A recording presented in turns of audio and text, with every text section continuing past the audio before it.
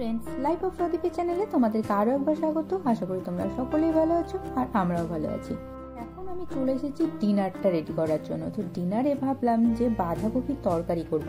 আর এখানে না বাঁধাকপিগুলো যখন কিনতে যাই দোকানে এত বড় বড় থাকে, একটা নিয়ে এসে আমার প্রায় 1 মাস চলে যায়। দেখো অত বড় বাঁধাকপি থেকে জাস্ট একটা টুকরো আমি কেটে নিয়েছি এবং এটাকে এবার ছোট ছোট করে পিস পিস করে আমি কেটে নিচ্ছি বাঁধাকপির তরকারি বানাবো বলে। আমি এর আগে একবার বাঁধাকপির তরকারি মাছের মাথা দিয়ে রান্না করে দেখিয়েছিলাম, তবে আজকে আমি পুরো নিরামিষ, মানে মাছ, মাংস, ডিম কোনো কিছু দিয়েই বানাবো না, একদম পেঁয়াজ আর রসুন বাদ দিয়েই বানাচ্ছি। তো আমি বাঁধাকপিগুলোকে কেটে নিয়ে খুব সুন্দর করে ধুয়ে রেখে দিয়েছি। আর আমি এখানে ফোড়নে দিচ্ছি হচ্ছে জিরে আর লঙ্কা, শুকনো লঙ্কা, তার সাথে একটু দারচিনি আর এলাচ, সবকিছু দিয়ে দেওয়ার পরে আমি বাঁধাকপিগুলো দিয়ে দিলাম। সাথে কিন্তু বাঁধাকপির তরকারি খুব ভালো যায়, বেশ ভালো লাগে খেতে, তার জন্যই বাঁধাকপি বানানো। আমি এই বাঁধাকপিতে আলু দিচ্ছি না, আমি ম্যাক্সিমাম মানুষকেই দেখি বাঁধাকপিতে আলু দেয় এবং আমার মাকেও দেখেছি বাঁধাকপিতে আলু দিতে, তবে আমি এখানে আলু দিচ্ছি না, আমি শুধু মটরশুঁটি দিচ্ছি। আলুটা না দেওয়ার কারণ হচ্ছে খুব একটা আলু পছন্দ করে না এই বাঁধাকপিতে বলো বা মাছে বা ডিমে, ও শুধু আলু ভাজা খেতে খুব ভালোবাসে। আমি বাঁধাকপি আর মটরশুঁটি দিয়ে দেওয়ার পরে একে একে নুন, হলুদ আর লঙ্কা গুঁড়োটা দিয়ে দেব।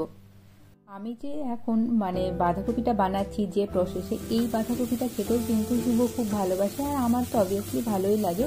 শুভকেও দেখি এরকম ধরনের বাঁধাকপি ও খেতে খুব পছন্দ করে।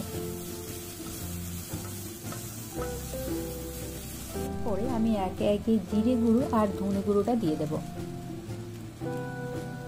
যাদের ধরো খুব তাড়াহুড়ো আছে তারা কিন্তু এইরকম ভাবে বাঁধাকপির তরকারি রান্না করে নিতেই পারো। এখানে কিন্তু দেখো মশলা বাটাবাটির কোনো ঝামেলা নেই। আমি আদা গুঁড়ো, হলুদ গুঁড়ো, ধনে, জিরে সবকিছু গুঁড়ো দিয়ে দিয়েছি। এবার গ্রেট করে আদাটা দিয়ে দেব। ব্যাস, আমার সমস্ত মশলা দেওয়া শেষ হয়ে গেছে। এবার শুধু মশলার সাথে বাঁধাকপিগুলোকে খুব ভালো করে মিক্স করে নেব এবং একটু কষিয়ে নেব।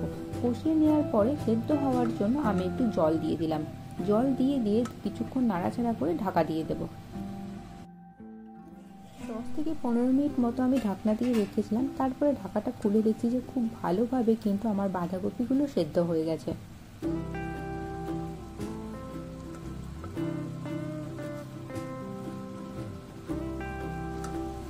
এবার উপর থেকে একটু আটা ছড়িয়ে দেব, মানে যেটা আর কি ছাড়া ছাড়া ভাবটা আছে সেটা গায়ে লাগা লাগা হওয়ার জন্য। যারা আলু দেয় তাদের এটা প্রয়োজন পড়ে না আটাটা দেওয়ার, কিন্তু যেহেতু আমি আলু দিইনি তাই আমি দিয়ে দিলাম। আর এখানে আমি কিছু বাদামকে গুঁড়ো করে রেখেছিলাম, খুব গুঁড়ো না, মানে জাস্ট মোটামুটি একটু মুখে পড়লে যেন একটু বেশ দানা দানা ভাব থাকে সেরকম রেখেছিলাম এবং এই বাদাম গুঁড়োটাকে দিয়ে দিলাম। এই বাদাম গুঁড়োটা দিলে কিন্তু খুবই সুন্দর লাগে খেতে। আর আমি সবার শেষে দিয়ে দিচ্ছি হচ্ছে গরম মশলা। ব্যাস, আমার বাঁধাকপি কিন্তু একদম রেডি হয়ে গেছে, খাওয়ার জন্য রেডি। তোমরাও কিন্তু এরকম ধরনের খুব সিম্পল বাঁধাকপির তরকারি রান্না করতে পারো, যেটার কোনো ঝুট ঝামেলা নেই, খেতে কিন্তু দুর্দান্ত হয়, বিলিভ মি, অসাধারণ হয়। তো আমার আজকের বাঁধাকপির তরকারিটা কেমন লেগেছিল অবশ্যই জানিও। ভালো লাগলে সাবস্ক্রাইব করে দিও। দেখার জন্য নতুন আরেকটি ভিডিওতে, ততক্ষণের জন্য বাই বাই, সকলে ভালো থেকো।